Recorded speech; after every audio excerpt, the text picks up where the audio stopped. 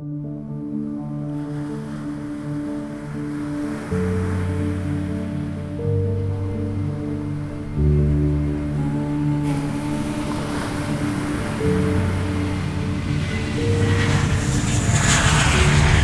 on the airplane and I was in the back waiting to get into the bathroom, and I noticed this foot in the middle of the aisle. We actually ended up running to each other in the baggage claim, and he says, "Yeah, man, I tried to sleep on the airplane, but they kept hitting my foot and waking me up." And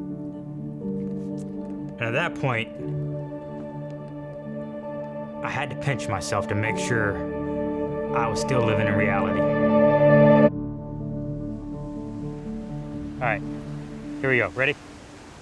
What you're about to watch is our trip down to Barbados. To be real, we're down here not getting paid. So yes, it is for work, but these are the sacrifices that we make to try to create a really dope video for this client in an industry that we think could use some really dope videos. I'm saying way too much, hold on. So a couple of years before the Barbados trip happened, I had a podcast called The Late Night Startup Show where I interviewed local business owners and entrepreneurs and just people that were up to some pretty cool stuff in and around Atlanta, and happened to be one of the people that I got in contact with through a friend. I knew this guy had an incredible work ethic and like really cared about producing a lot of content for his business, which was essentially a content hub that covered obstacle races. When he set me down about Barbados, we both had a mutual understanding that we needed a high quality video that he could use to pitch the other races that he was in connection with. And I'm like, well, hell yeah, let's go to Barbados. This sounds awesome. Of course, I had my reservations though, because this was,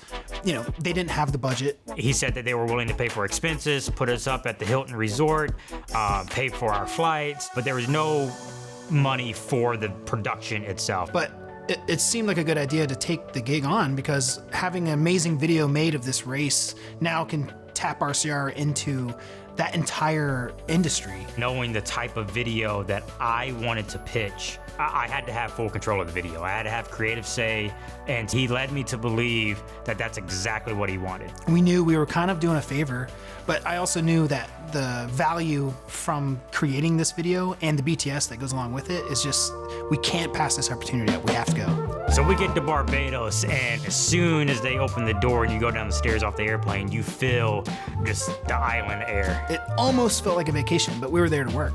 We instantly started filming behind the scenes content. I mean, we went to the beach immediately and started talking about where we were, why we were there. We're here pretty much on our own dime. I paid to have Andrew come down here so we can get some of this type of content. For RCR, I've been working as a content creator, and my goal is to create that secondary content that pairs with the main piece. We even came up with a little intro story of like a tourist being at the resort, and I'm sitting there and we got this shot, and then all of a sudden this shirtless man starts waddling through the background. You completely distracted me.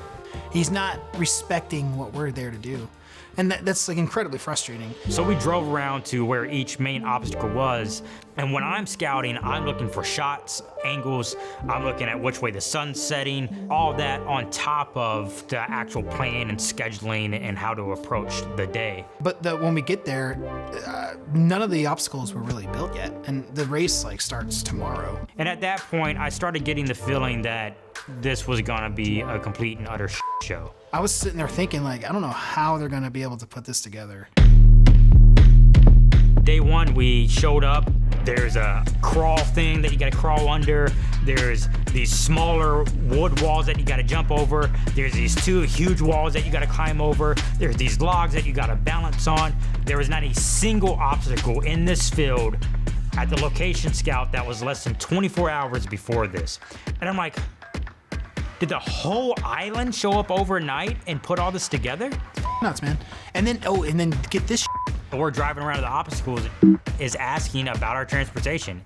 And I don't mean asking about it, I mean he's asking for it. So when we get here, could you stick him in a cart or however you get your volunteers out there, and then he can shoot some stuff and then get a ride back? He had no idea that was gonna be required, which is insane. It's like, this course is miles long, and it's up mountains and down in valleys through the ocean. So it's like, for us to adequately shoot this, we need to have transportation. At this point, I had this exact conversation with before we even left. I was told that we would have all this, that all this was already set up. So then they scrapped together these two guys that each had ATVs. They drive up all squirrely like and like skid into place. The major parts, the interesting parts, the actual obstacles were usually just off the road. I get on one ATV, Randall gets on another ATV. We hop on the quad thinking that they're gonna go not up the trail, but 50 yards over to get on the road. Nope, once we're on, we have to hold on for dear life because they gun it up. This almost a cliffside. It got steeper, and as it got steeper, it had more kind of divots in it. I mean, I used to race motorcycles, and I've never felt so scared for my life. We're about halfway, and the guy lets off the gas for some reason. And then they were hit the throttle. And we do a wheelie. Both of our quads went onto just the back wheels, and I honestly don't know how we didn't roll backwards. Which would certainly probably would have killed us. Even if I had just rolled off the back and tumbled down the hill, I'd end up with a broken leg. And the moment we got to the very top, I jumped off that thing. As Andrew and I were sighing in relief to each other that we made it up this hill, we turn around and the guy that had the bag full of gear took off. He's gone. But we just lost a ride. I don't know what he's doing. Given the way that he's driving at this point, I wouldn't doubt if my backpack decided to grow legs and hop off to protect itself. The other ATV guy was still there, and he's like, okay, I'll go find him. Now he's gone. So now we're stranded on the top of this cliffside. Andrew and I are looking around like we honestly don't even know where we are. We were there for a good 30, 45 minutes just waiting. Was texting us on WhatsApp and asking where we were. We needed to get this. We were missing this. Do those guys go by filming on like a little red? And I'm like, we have no way to get around. It's like, how much worse could it get? Bam. And then it's like, it can't get any worse. And then bam. We started just making light of the situation. We kind of leaned into this idea of being stranded without transportation and having to do the obstacle ourselves with a camera. And Who is the better athlete? A guy that holds a maybe 10 to 15 pound camera most days of the week, or is it someone that can carry a 43-pound bucket on occasion up a hill? Hey, how's it going? Don't charge at me. I'm not gonna disrupt your meal. This hat, my favorite hat, it won't stay on. I got this. How's my ass look? to be honest, at that point, I was like, even the behind the scenes is not gonna be worth it because you don't wanna see a production completely derailing. Everyone's been begging for water, and this tent had no water under it until about 5 minutes ago. Oh! This is intense. How's my bandana look? You know, it's hysterical. The level of ridiculousness that was going on down there, it became hysterical. And it's like, all we can do is laugh about it. Sometimes when there's too many chefs in the kitchen, you just gotta take some time to sharpen your knife. Here we are at an obstacle race, being faced with our own set of obstacles. You know, irony aside, we had a job to do. The inconveniences and near-death experiences, that's, you know, momentary. Although death is forever.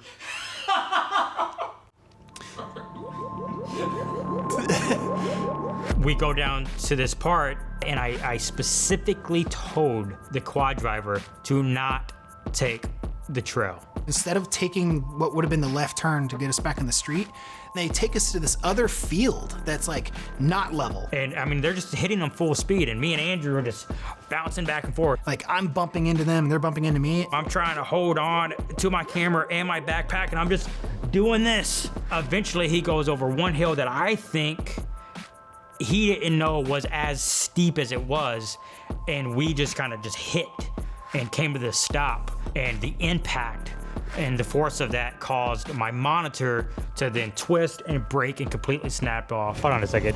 This just cracked. We're thinking maybe now we're definitely stuck in the mud now. We show, and that's when I realized this man might be a sociopath. My camera and my monitor completely detached. He said nothing besides, well, we need to get this. Can Andrew shoot this? I've never seen anyone not give a complete about someone else's stuff. I packed up all of my gear except the camera, a lens, and a battery. And yet again, continued to film people finishing the race with just the eyepiece, with no monitor or handle attached at all.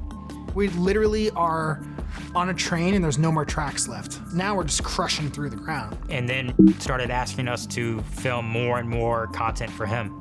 You know, I gotta be in this thing. Let me interview people. And it's like, we don't even have the gear to do what you're asking us. We got into a fairly intense back and forth. And I was like, honestly, to have you come in and brand it as your company, it does not seem like an appropriate pitch video for potential future clients. And his response was, well, they hired me to come down here. Don't you think they want me in the video? And I kind of glanced over at Andrew, who was out on the balcony. And then I glanced back and I said, hired? How did you feel when it's like you guys are out here on your own dime? This guy's getting paid and you're out here. That gave me chills. Yeah. I got chills just now. He went about this conversation as if, yeah, no shit. Of course I'm being paid to be down here. And I just kind of shut down a little bit right there. That kind of irked me a lot. You know, it's like we're extending ourselves, especially Randall, he's extending his entire production company to make this video. Come to find out, the tourism board actually was the one that paid for to be there, and he paid $4,000 US. At that point, that's enough money to at least cover my meals. It was supposed to be a win-win situation. You know, we'll pay for your flight, we'll pay for your hotel, we'll even take care of your food. And then it's almost like going down the checklist, we realized that like, oh, that wasn't true, neither was this. So what we thought was like, everyone come together, let's work together to make something great. It turned out to be kind of a smoke and mirrors situation. I always say, you don't have to respect me, just don't disrespect me. And this was the most blatant form of disrespect that I think I've ever experienced from a business colleague and from a friend or another person. And I did not see him again until at the airport the next morning. Beautiful island though.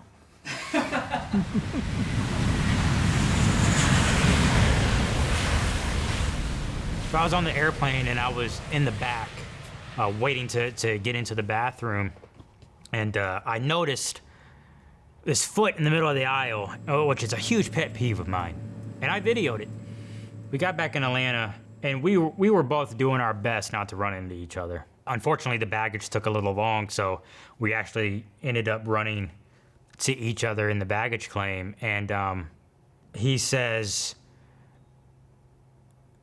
yeah, man, I tried to sleep on the airplane, but they kept hitting my foot and waking me up. And at that point, I had to pinch myself to make sure I was still living in reality. I thought to myself, this about sums up his character. He's the foot in the middle of the airplane aisle type of guy. It makes me feel bad that for whatever reason, he is incapable of seeing how that is completely rude and disrespectful and so inconsiderate of everybody else around him. And, you know, it's easy to look back on this entire gig and production and talk about all the negative and the storm that it was and the relationship issues and the problems, but, you know, even reflecting back on that is the positive. It wasn't about the money for us. It was more about the experience and creating something great. And that's what you have to remember. When you're at odds with all the obstacles around you, remember that you agreed to do this to create something amazing. I feel good how Andrew and I handled it. I feel good about how we approached it, how we talked about it, how we did our hardest to sideline the issues and approach them later. We did everything that we could to still produce a great piece of content. You know, I think the way it was handled is the best it could have been handled, you know? Randall did everything he could do to make the best of that situation. So if anything, Randall actually showed how strong of a leader he is in that moment. Because, you know, when things get tough is when you really show your character. Is there anything you would say Randall could have done differently? Randall could have beat the shit out of this guy. He didn't, so kudos to them. Life is funny and it's twisted and karma is a real thing. And you get what you give, so give good. And if you're not giving good, then you get what you give.